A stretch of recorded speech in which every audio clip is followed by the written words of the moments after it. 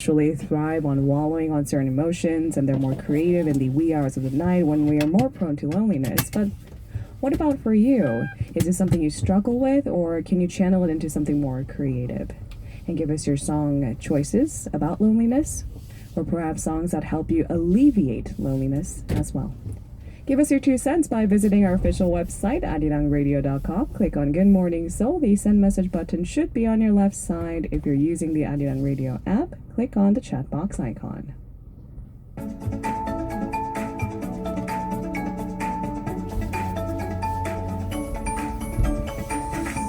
Extra, extra, read all about it. And now it's time to get an in-depth look into this morning's local dailies. And for that, we have SJ Lee joining us in the studio. Good morning, SJ. Good morning, Lena. Now, because this was one of the more pressing stories, I think I have a sense of urgency to get to it. Yeah. The top story this morning, all the local dailies had it in front pages of the Joint Liaison Office that was demolished by the North Korea yesterday afternoon local time. What can you fill us in on? Yeah, so let's take a look at the front page pictures. First of all, I mean, you saw all the local papers this morning covering this picture. Of course, smoke coming out from the area where the Inter-Korean Joint Liaison Office is located, or other pictures actually showing the office basically, demolished. Now, so according to the Unification Ministry yesterday, the North did indeed destroy the office at 2:49 p.m., following through on the threats that were made, of course, by Kim Yo-jong, right? Not to mention, the move also came exactly 1 week after the regime decided to cut all communication lines with the South as well. And so now you're kind of seeing this pattern now. Not only is Kim Yo-jong making these strong remarks against the South, but now you're also seeing her follow through on her threats, which makes you wonder what could be next for North Korea. It leaves South Korea with less options. I think that's for certain. It was long, I think, a sign of peace than anything else. So it was quite the message they sent. But what about our response? Did Seoul respond to North Korea's provocations yesterday? Yeah, so hours after, South Korea actually warned of a strong response if the North further worsens the situation. In fact, the remarks actually came during an emergency meeting of the National Security Council Standing Committee to discuss the matter at 5:05 p.m. yesterday. And what's notable here, it was the fact that it was an unusually strong warning from the South. Usually before, it was kind of like strongly regret or disappointed and things like that. But this action was obviously one of the biggest actions made by the North recently. Right. And so just reading out the statements made by Kim Yoo-gun, who is the Deputy Director of Chung Hwa-dae's National Security Office, he said, "The government expresses strong regret over North Korea's unilateral explosion of the Inter-Korean Liaison Office building. We sternly warn that we will strongly respond to it if North Korea takes any action that further worsens the situation." Now, Kim also said that the demolition constitutes an action that betrays what he said the expectations of all people who wish for the development of inter-Korean relations and the settlement of peace on the Korean Peninsula. That includes everyone in North and South Korea that share the sentiment, Right. also our neighboring countries, which we got a response from China and Japan. It seems like we're kind of on the same page on this discussion. But let's take a look at what Washington's response was to the recent provocations. Yeah, so the United States urged North Korea on Tuesday to refrain from what they said further counterproductive actions. In Okay. fact, a State Department spokesperson spoke with Seoul-based Yonhap News Agency and said that the U.S. fully supports South Korea's efforts on inter-Korean relations, and for the North to, like I said, refrain from further counterproductive actions. Now, what's worth noting here is that the State Department's response was actually similar on a Saturday when Kim Yo-jong had threatened to take military action against the South. So nothing really different from Washington. All right, not to mention North Korea's latest military provocations coming on the heels of an escalated inter-Korean tension has prompted neighboring countries to respond swiftly. So let's take a look at that as well. Yeah, so let's first and foremost take a look at China, because China's foreign ministry stressed on Tuesday that peace and stability on the Korean Peninsula are crucial. But Beijing actually didn't comment further on Pyongyang's, of course, destroying the Inter-Korean Liaison Office. Sure. Now, some 30 minutes after the regime's bombing, the Japanese government also released its official statement with its Chief Cabinet Secretary Yoshihide Suga, highlighting close cooperation amongst Tokyo, Seoul, and Washington. Now, Japan's Prime Minister Shinzo Abe also said that he will be watching the situation closely, and the heightened tensions on the Korean Peninsula also caused concerns over Moscow, But now Kremlin called for restraint from all parties, but said that at the moment there are no particular plans to carry out any high-level and highest-level contacts. So the big question remains, what's next for North Korea? What could be their next move? Well, okay, so here's the thing. There's a number of things that could happen for now. Sure, and Yeah. it's just experts trying to gauge what history says and Yeah. trying to kind of guesstimate what's going to come next. So let's take into consideration that for now, for what happened yesterday, North Korea is going to follow through on some of their threats. Okay. They're saying that if North Korea follows through all the threats that it has made in the past, two sites could be in the crosshairs.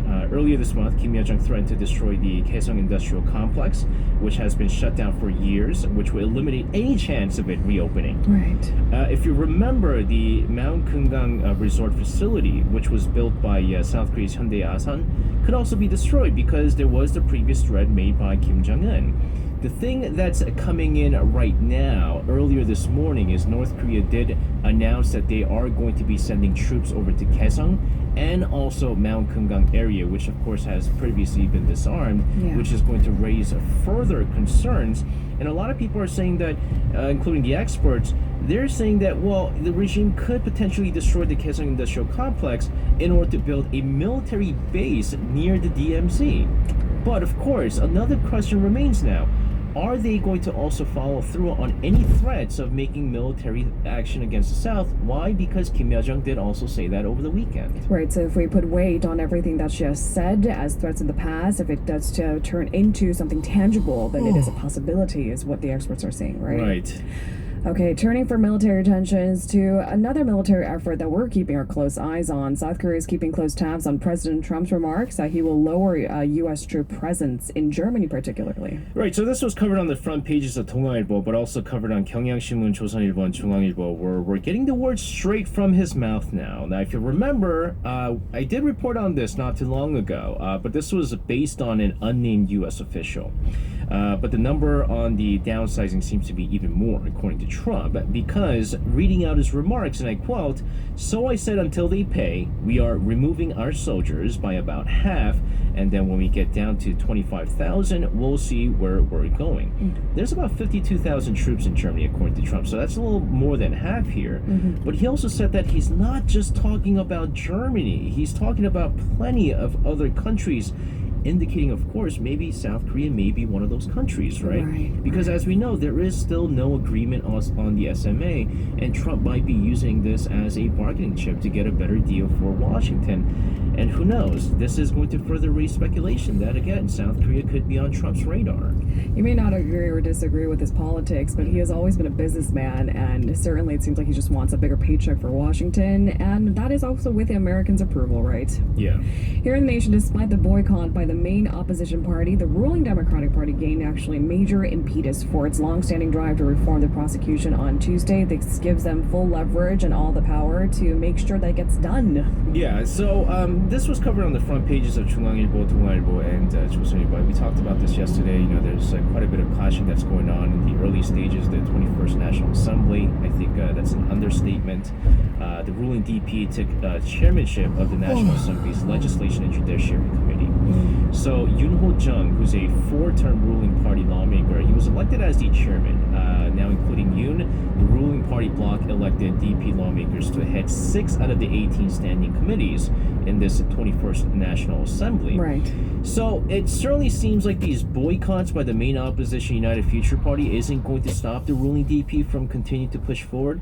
But of course, there's still the issue of the third extra budget bill that could be pushed forward by the DP, even if the UFP continues to boycott. All right, we'll leave it there for now. We'll certainly have more updates in the coming few days because it seems like there needs to be sort of an agreement for the 21st National Assembly to start working, and that needs to happen soon, right?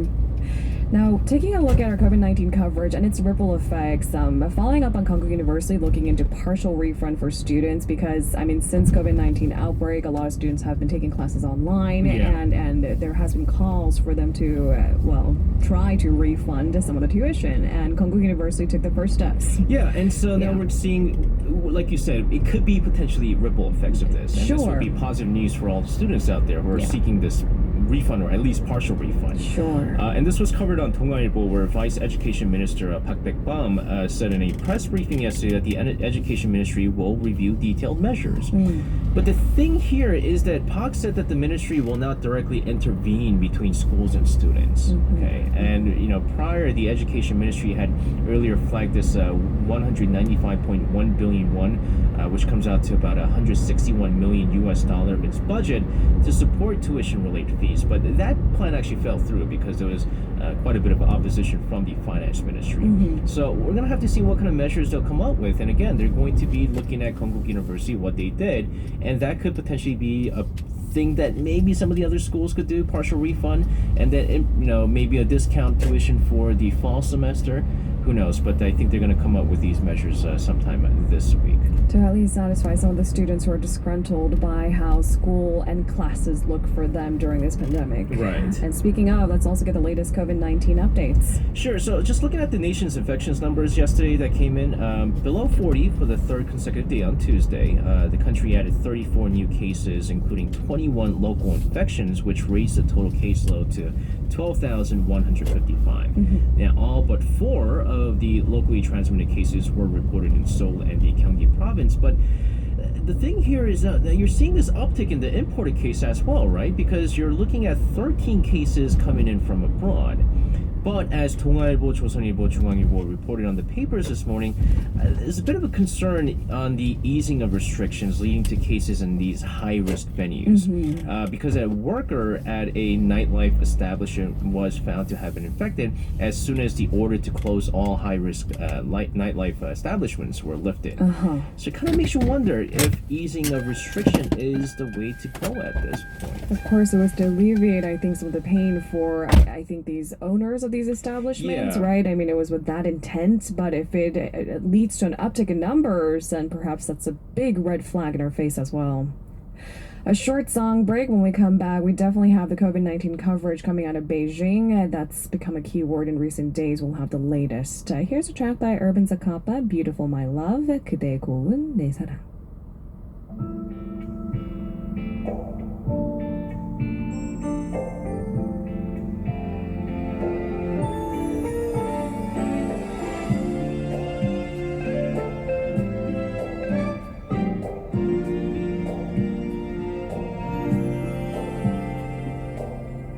세상에 지쳐가던 내게 그대는 다가와 감으로 갈라진 가슴에 단비를 주었죠. 그저